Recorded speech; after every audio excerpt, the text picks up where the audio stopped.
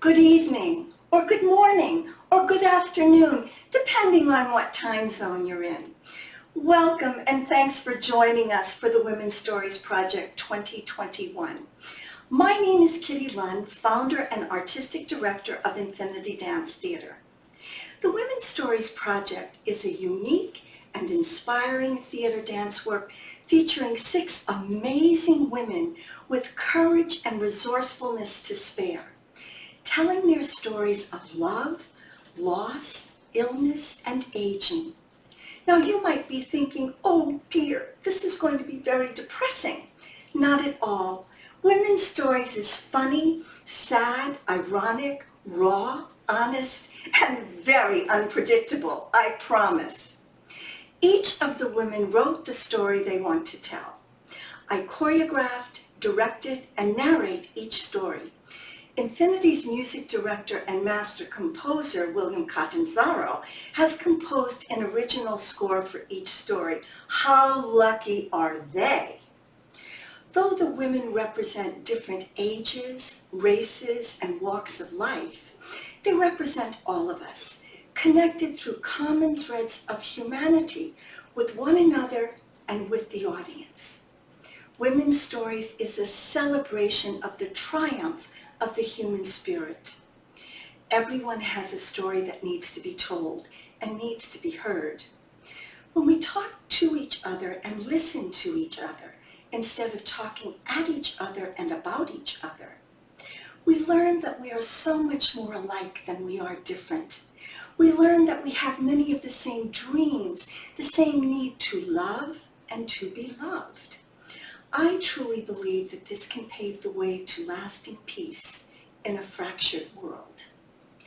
This performance of the Women's Stories Project is dedicated to the memory of our longtime friend and supporter, Joe Sullivan, who passed away a few weeks ago.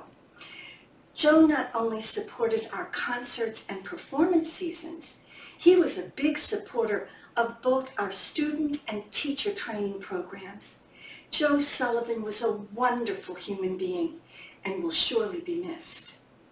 I'll be back at the end of the show to tell you how to get to my Zoom room, where we'll have a little after party. You can meet the dancers and make comments, ask questions about our process and programs. Now enjoy the show.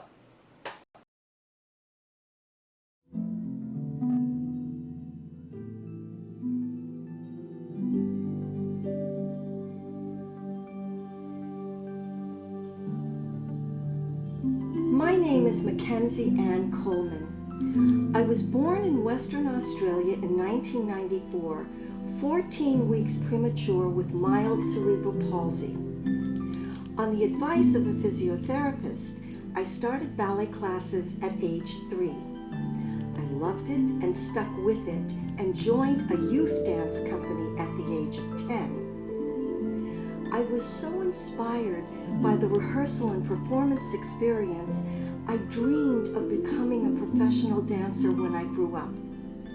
With great excitement, I joined the school attached to the company.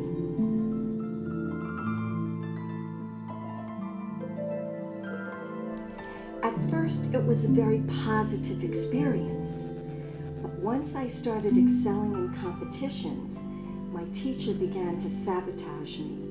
Some of my peers started bullying me out of jealousy, so much so that eventually I left the school psychologically bruised and lacking confidence.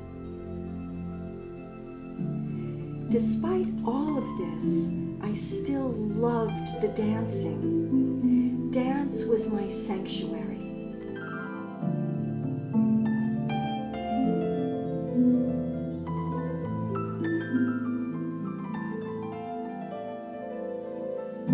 I did meet some very special people along the way. A dear friend became like a big sister to me, and taking me under her wing, she introduced me to a renowned ballet teacher who brought out the best in me as a dancer. This training prepared me to study at a well-known arts institution in Western Australia. I was well on my way to realizing my dream of becoming a professional ballet dancer. However, in my second year, I injured my knee. I kept dancing on it for another year, pushing my way through the pain. Dancers are crazy like that. 6 months before I graduated, my knee gave out. After multiple scans, intense physiotherapy, and a very jarring appointment with a specialist, I saw my dream vanishing before my eyes. I realized I would never become a professional ballet dancer. I was totally devastated. This was compounded by my big sister suddenly passing away from ovarian cancer. The light was turned off for me for good, for a long while. Many months later, an old friend approached me about working with his theater club. But I wanted nothing to do with the performing arts. My dream was dead. But eventually he wore me down, and I wound up working on his production of Oliver. To my great surprise, this inspired me. Maybe the dream wasn't totally dead after all. Maybe I could become a dance teacher.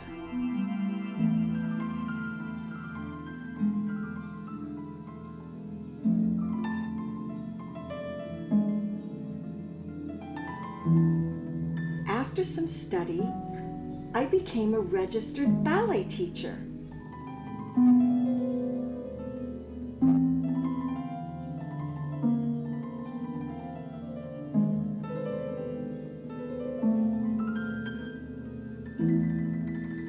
But soon after I began teaching, I started getting sick. I got so sick that I had to stop teaching. Again, my dream was vanishing. Among many other things, I developed the Epstein-Barr virus, triggering a chain reaction of acute, chronic, and very debilitating complications. This virus never leaves the body. One night, several years later, when I couldn't sleep, out of desperation, I typed the words ballet and disability into YouTube. It was a last-ditch attempt to see if there was anything out there I could do.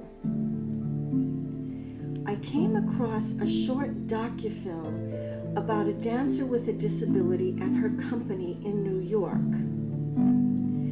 In an email, I introduced myself and asked to be signed up to the mailing list, never expecting a reply. Well, to my astonishment, she not only replied, she arranged a conversation with me on Zoom. That conversation led to me joining her weekly Zoom classes.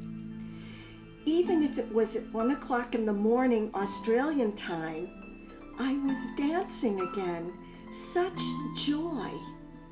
Now I'm learning her transposition method for teaching dancers with disabilities. I want to pay my experience forward and teach others with disabilities the life-enhancing joy of dance. This experience has reignited my inner 10-year-old girl's love of dancing. I may have tried to give up on my dream, but my dream never gave up on me.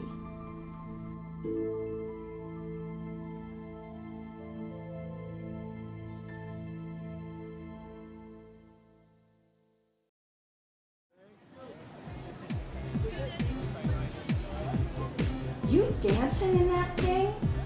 Wow, wow, wow, wow, wow, wow.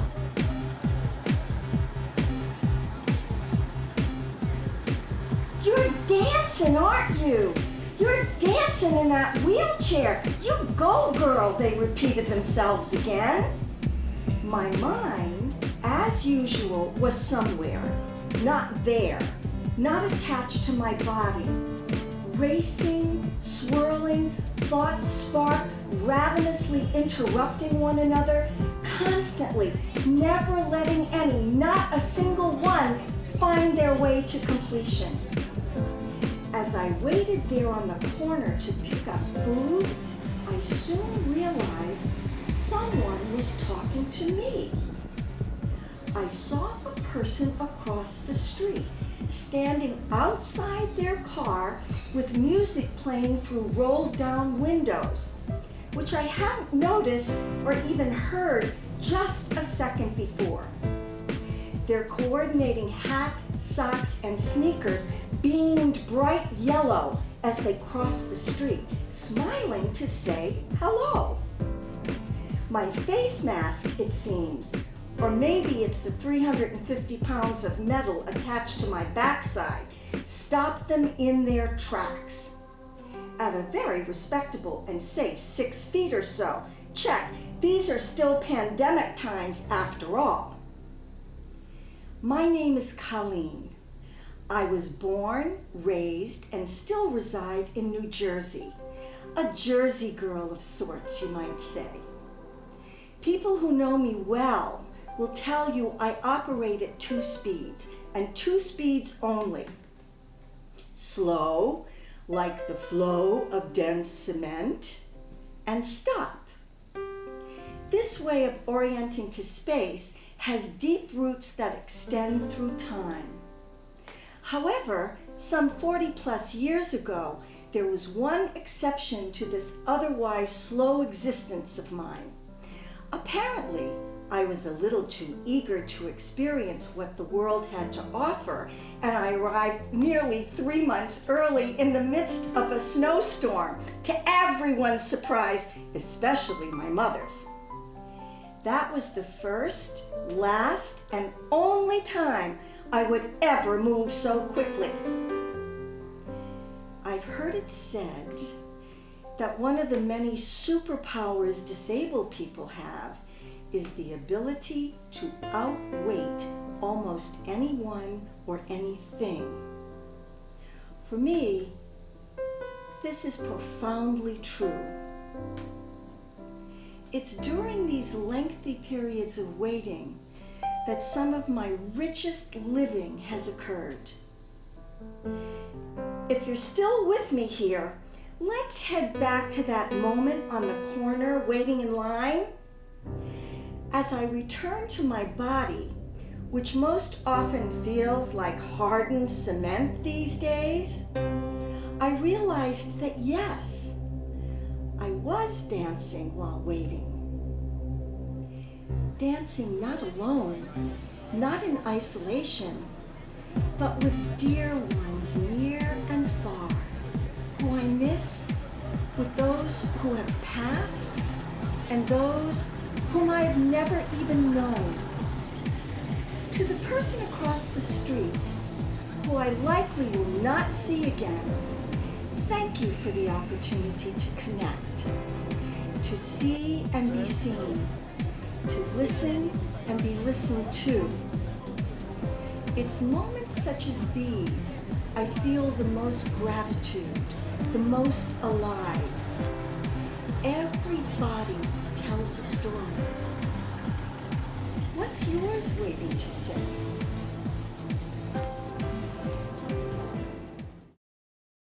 My name is Luz Narida Rosado, but my friends call me Lucy. My story is one of survival and hope for the future. My mother died of metastatic breast cancer. It had gone into her bones. She died in November. I closed her beautiful, glassy, lifeless eyes. 2 tears flowed down her cheek. I touched them. They became embedded in my soul. I took her back to Puerto Rico, and she was buried in the town where she was born. It was a bright, sunny day, not a cloud in the sky. Mommy, I love you.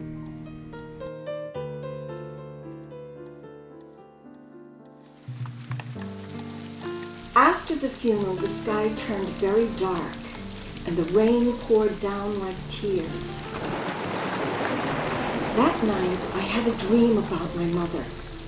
She loved roses. She came sprinkling rose petals where I slept, handfuls of fragrant rose petals. When I woke up, I had no idea what this dream meant. 5 months later, I was diagnosed with stage 3B breast cancer.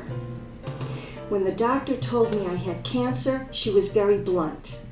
She told me she had a surgeon lined up and that I would have to have my breast cut off. I looked her right in the eye and I said, "No way are you going to cut off my breast." I've been an epileptic since I was 16 years old. The news of this diagnosis caused me to have a seizure right there on the spot.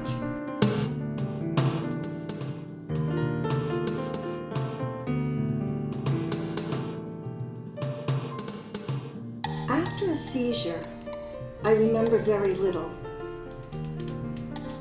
It is hard for me to find my selfness after a seizure. I have to check and see if I'm still here. I did remember hearing the doctor say that I needed to have my breast removed. I was lost and in a fog. My daughter helped me get a second opinion. She told me that a doctor had developed a new type of surgery, and maybe my breast could be saved.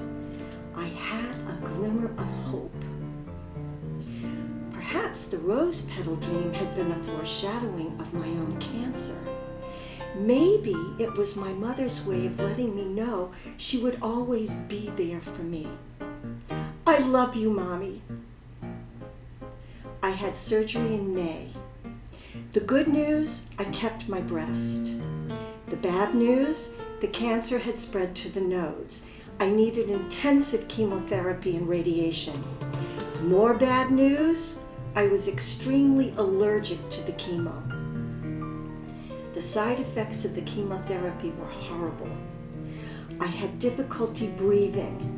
My body hurt all over. I couldn't tolerate food. My scalp began to burn. My hair started falling out. I went to a barber and asked him to shave my head. I told him why. He gave me a hug. I felt naked, as if I was being stripped of the me that is me, of the me that everyone saw. Is it the body that carries the soul, or is it the soul that carries the body? Cancer can be very lonely. Living with epilepsy gave me the courage to fight for what I wanted, and I wanted to live.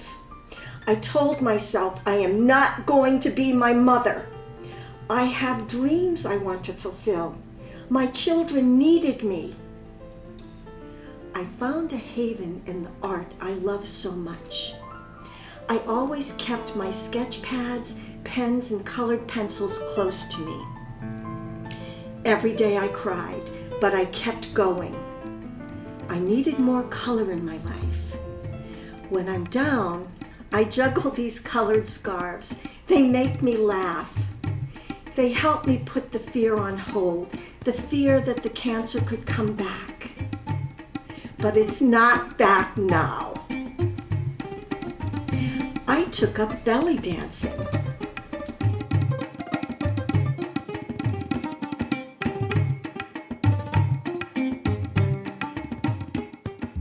If I could only ride the wind with wings spread in flight, I'd let my hair drop waistline low and cover my naked body.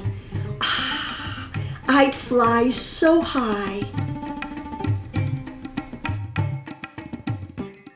I embraced my Puerto Rican heritage and started Bumba classes.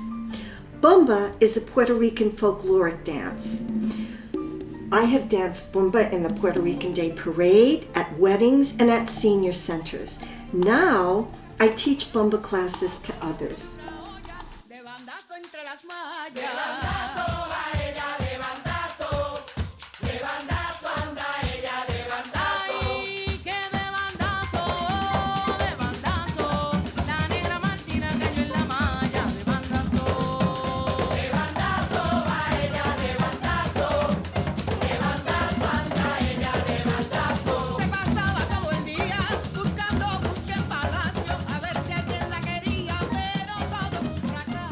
When I have the chance to meet with other women undergoing treatment for breast cancer or epilepsy, they're afraid, just like I was.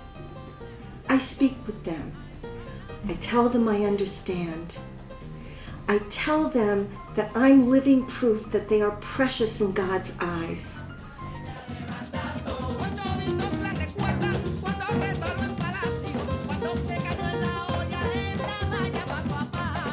I do not take life for granted. I embrace life with the heart and mind of an artist and a poet.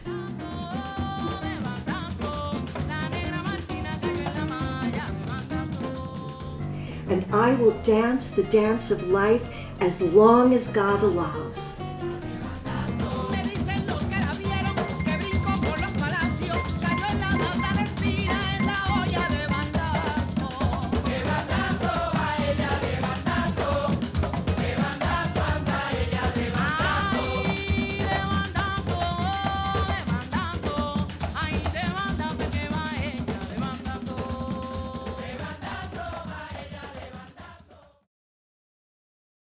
I am Milagros Gonzalez. My first name means miracle in Spanish, but everyone calls me Millie. I'm a Jersey girl born and raised. I like to say I'm Cuban-blooded. My parents and grandparents came from Cuba in the late 1960s. As a child, I spent endless summers at my grandparents' house. My abuela loved watching novelas on television. Abuela would blast Juan Luis Guerra so loud that the downstairs neighbor would bang on our ceiling until he turned it down.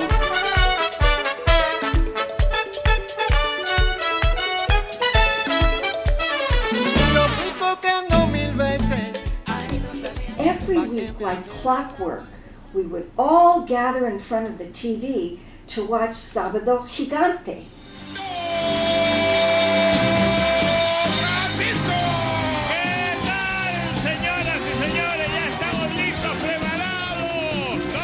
My grandfather always sat in his favorite fuzzy brown recliner. But I had the best seat in the house, his lap. Without fail, I would always lay my head on his chest. It always felt like the first time. When the dance segments would come on television, he would smile and start shaking around, wiggling me along with him until I giggled and turned my attention to the source of his joy. It would make me smile too. This was the true definition of my happy place. I'm pretty sure it was his happy place too. Dancing is in my blood. My mom danced as a young girl in Cuba and still loves to take the dance floor every now and then. Growing up, I would put on costumes, hot pink leg warmers over my crutches, and fluorescent headbands over my curls. My sister and I would have full-blown dance performances in our living room for anyone who would watch. Heck, we were dancing on the ceiling way before 1999. Fast forward at least a decade later. My friend and I went to the city to watch a film about physically integrated dance. It was magical, rhythmic, beautiful, and expressive. Some of the most emotive dancing I have ever watched on the big screen. Perhaps what made such a big impression on me was the same thing that made it different from anything I had ever seen. Simply, it showed people who looked like me dancing. That's right, real life disabled dancers, including a few folks, wheelchair users, I had seen or heard about before. There was a dance party afterward. Just as I was getting ready to leave the party and head back to New Jersey, I heard someone ask, "You want to dance?" Curious, I turned around to see one of the guys from the movie, and he was talking to me. I was surprised, a little starstruck, and completely determined to take advantage of the opportunity that literally sat before me. He was cool and confident, and equally determined to get me dancing. He quickly gave me a couple of pointers and taught me a simple left, right, left move. We tried it out. Left, right, left. Left, right, left. I could have done this all night. A few moments later, he asked, "Do you trust me?" With slight hesitancy, I said, "Sure, I trust you enough." Without missing a beat, we finished the sequence again, left, right, left. He seamlessly raised my arm above his head and twirled me. He twirled me. My heart stopped, or maybe it was the room that stopped. Either way, for a brief moment, I was in that movie. Left, right, left, left, right, left, twirl. I'll never forget that move. I left the party in awe and overly emotional.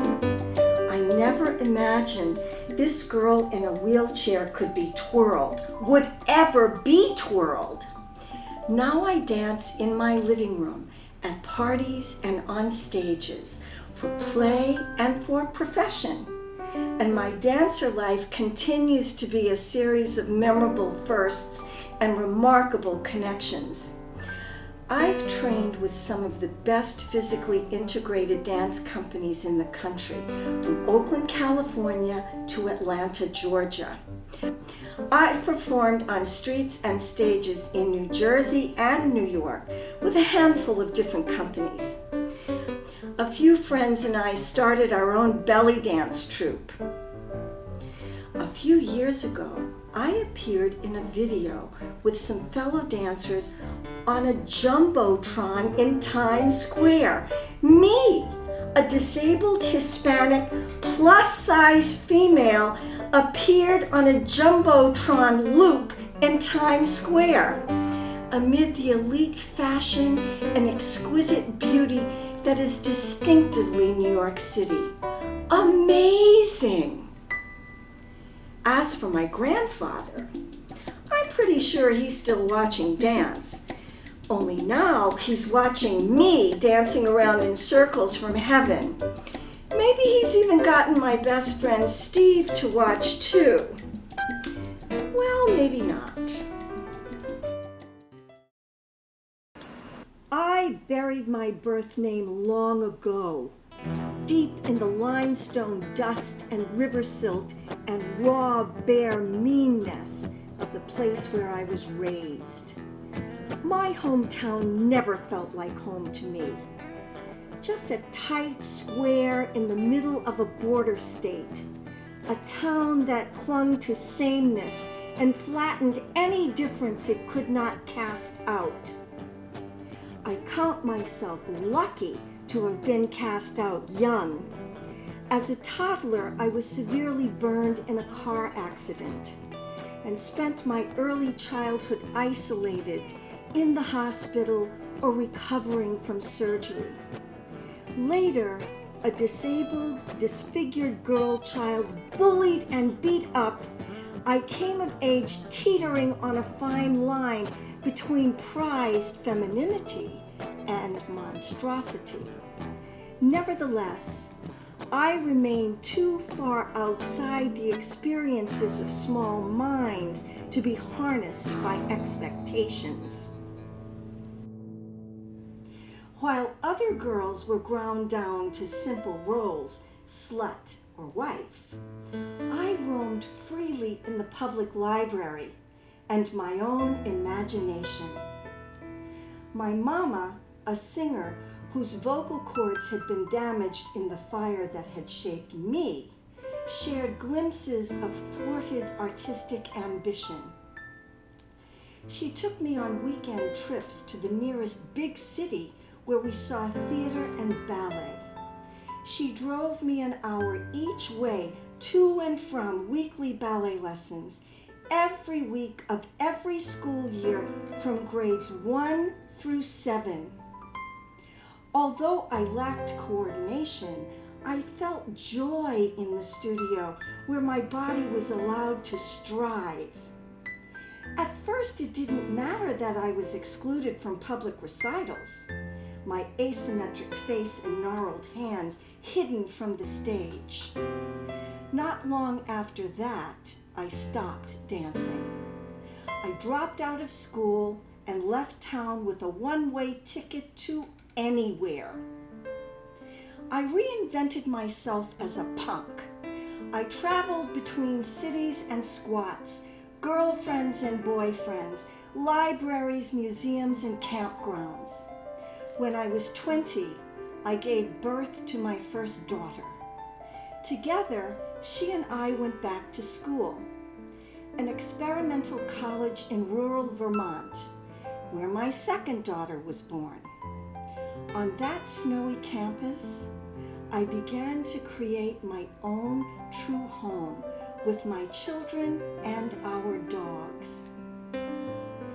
How can I explain that I almost gave up this home too? Everything seemed lost for a while. A lover who could not control me, who hated my scarred body because he could not make me ashamed, broke my bones and fractured my mind. In the aftermath of my brain injury, my youngest daughter was sent away to live with her father in Canada. But as I have said, I count myself lucky. I have never belonged anywhere or to anyone except the home and family that I chose. I had learned early to build from scrap, grow towards the light in a dark place. So I moved with my elder daughter and our dachshund to a new house on a rocky beach at the farthest tip of Brooklyn.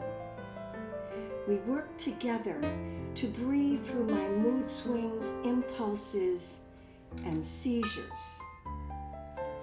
When my daughter started high school, I sought clarity and radical abstinence from all intoxicants, from alcohol to sex.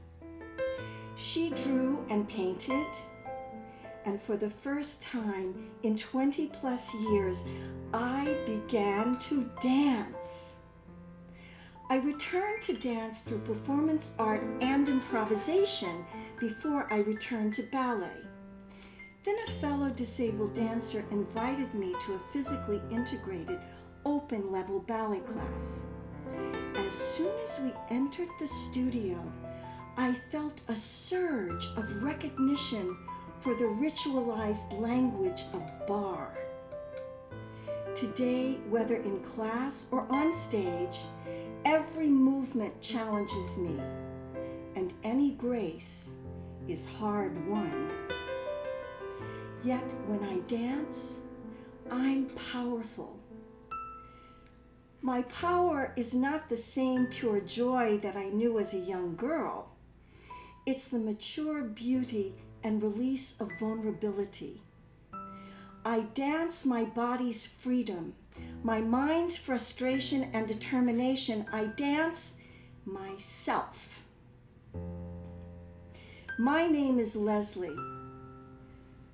I'm a proud mama of 2 daughters, the elder an astute artist, the younger a college student, and now a single mama herself. My younger daughter lives with me. I am so grateful to be a daily part of raising her son and daughter, to share our family at last with a genuine life partner.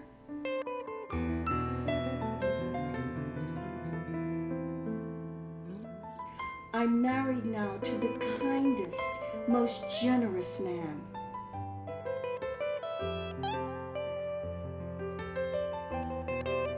Last winter, we all traveled to the town where I was born, where I had not visited for 3 decades. my husband, children, and grandchildren helped me to say goodbye to one of the last people there who had loved me as an outcast child. We flew back early to New York, my city, our city, where we continue to build and to rebuild home.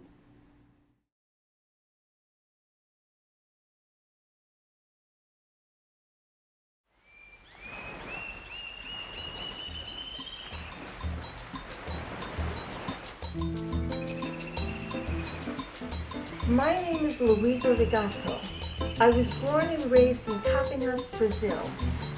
Campinas is an hour and 20-minute drive from São Paulo by car. Music was always playing in my mother's house. From a very young age, I loved to dance. I remember dancing around the living room for my family when I was 7 years old. I am part of two worlds.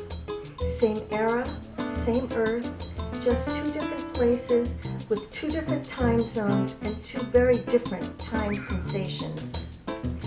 In one, I have my roots, my family, my childhood. Everything happens more slowly in Campinas. It has its own tempo. Everything happens to the sound of a bossa nova beat. I feel like time is on my side. I can pay more attention to details. There's time to appreciate the sun kissing my face and time for listening to the sounds of the birds singing, to enjoy the aroma of coffee and the bread being prepared in the kitchen. It's always summer there, at least most of the time. The weather. It really changes my mood. Summer is my favorite season. Summer gives me the chance to wear light clothing, avoiding any extra weight on my back. I can move more freely and easily, but I still can remain grounded. I feel calm and energized. I can dance at my own pace. My expanded, awake body is full of air and gratitude. In the other place, I have my adventures, my job, my house, my love. I came to New York when I was 24 to study modern dance at the Martha Graham School. I struggled with the language, and the work was so intense. Sometimes I would just cry from exhaustion. Everything goes faster here. 24 hours is not enough time for everything I need and want to do. It's as if time is against me. But even with time running so fast, I still get so much done in a day. There are a million things running through my mind, my schedule, my plans, my ideas, my dreams, and even my uncertainties. Everything goes by in a flash. I live in the big city. I live in the really big city. It can be easy to forget about the sun and the flowers and the birds, but I still make time for them, especially when my love is around. This place is a non-stop train. I go north and south, east and west in just a few minutes. I still get to go across the river back and forth day and night. I go from classical music to jazz, to pop to country music, each one in a different station of the non-stop train. It's a non-stop place. Everything happens simultaneously. It's crazy, but crazy good. It opens new doors, new opportunities, new adventures for me. As the days go by so fast, so does the change of the weather. Before I know it, it's winter again. The winter. It has its good side, but why is it so long? It's good to be cozy at home, to watch a movie under the blanket, to drink a hot drink. But why so long? I can barely move. I sink. I shrink. I feel heavy and tense, compressed, sad, and small. Condensed, steady body, impatient for summertime to be back. Of course, I think about my hometown, Campinas, where my treasure is, far from this non-stoppable train. My very good memories float by, pulling at me sometimes, but like a flash, I'm back, in the blink of an eye. The door opens, I step onto the platform, and I dance towards my future.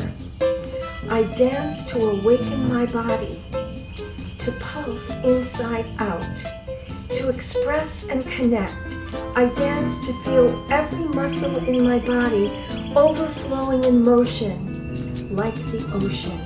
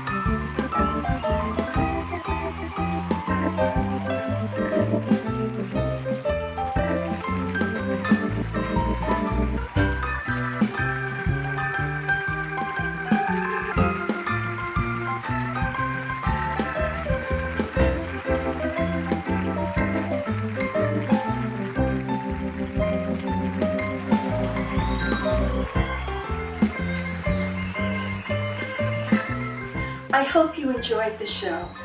First, I want to thank the dancers for their wonderful stories and beautiful work.